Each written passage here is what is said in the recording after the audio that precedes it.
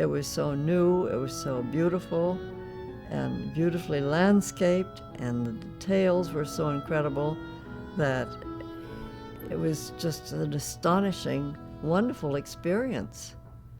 And that's immediately why I said to my guardian, this is where I want to go to school. Living at Cranbrook is quite a unique experience.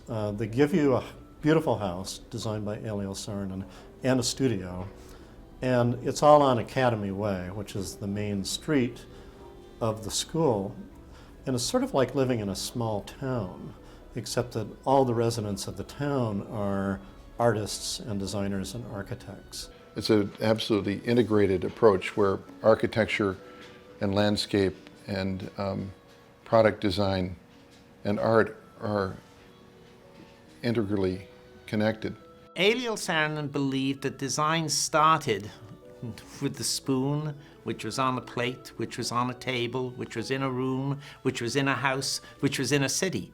Not only was he a designer of that spoon, he was a designer of that city. My first impression was of Elio Saarinen because he's the person who came down to Kingswood to see this little girl who was designing a house.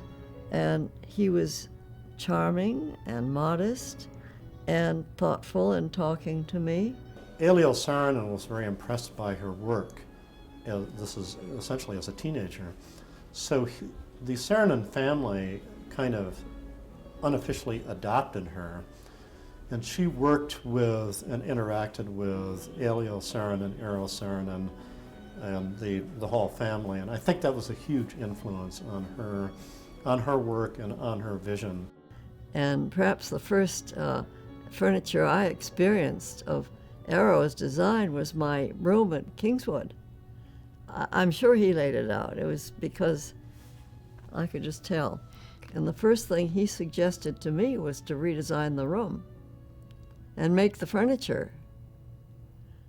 So that was his mentality. He was already working on me to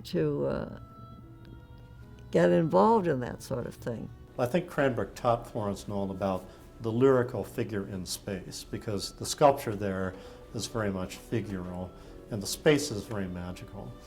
Then after Cranbrook, she worked with Mies van der Rohe, and he taught her about minimalism and the idea of the ground against which the figure works.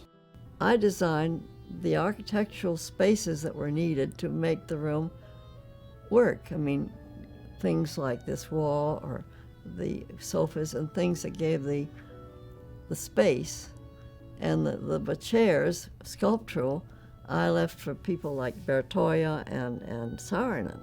She just had a fantastic eye. And so these environments that she created were extremely elegant.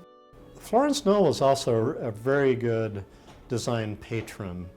So she brought Eero Saarinen in, her old buddy from Cranbrook, to design essentially the figures to go against the ground that she was designing. She was designing the case goods, a very elegant, larger furniture pieces. I started a thing called the planning unit. That was for space planning for buildings. That was also to get the furniture we needed. And that's when I got Eero and Rapson and Bertoia. All those people were from Cranbrook.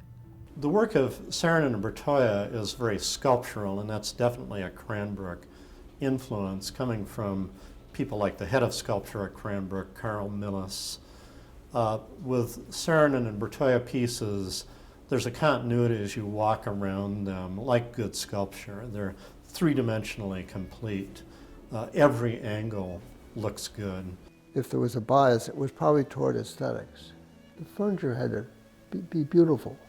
Hans had some Swedish designers were perfectly nice and did nice general things, but I wanted Mies. I wanted the very top of everything for us, and got it. And I suspect that people brought designs to Knoll because of Schuh, because they knew they would get a good reception. American modernism, it is said, found its birthplace at Cranbrook. Knoll, of course, is associated with modernism. It's also associated with creativity, research, perfectionism. Excellence is hard to define, yet it is immediately recognizable. And I think that that's what Florence Knoll contributed. She sought excellence and she recognized it.